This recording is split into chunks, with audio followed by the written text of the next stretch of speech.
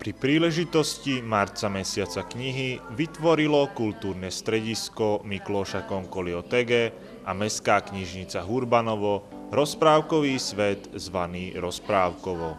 Už po druhý raz sa deťom otvoril svet fantázie, farieb a dobrodružstva plný rozprávkových hrdinov, tých dobrých aj tých zlých. V galérii Arpada Festiho sa zo dňa na deň objavili rozprávkové postavičky, ktoré poznajú všetky deti aj dospelí. Do nášho sveta ich priniesli zamestnankyne kultúrneho strediska Danka Výhlitková a Silvia Darážová.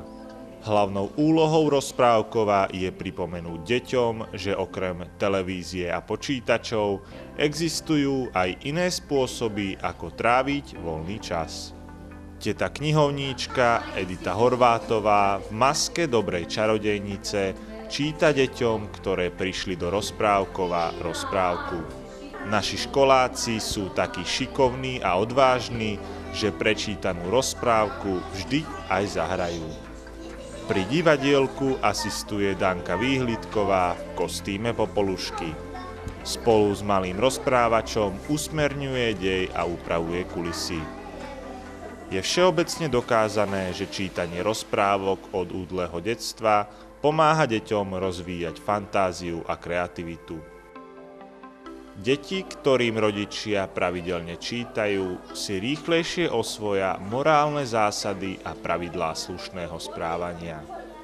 Určite si mnohí z vás spomenú na dobu, keď ste po dlhom dni v škôlke alebo v škole ležali v posteli a mamička alebo otecko vám čítali rozprávkovú knižku. Je potrebné, aby sme sa v tomto uponáhlanom svete občas zastavili a spolu s našimi deťmi vydali na cestu do sveta fantázie. Navštíviť rozprávkovo a prezrieť si rozprávkové inštalácie môžete aj individuálne do konca marca. Teší sa na vás 12 mesiačikov, Vajce na vandrovke a ďalšie rozprávkové postavičky.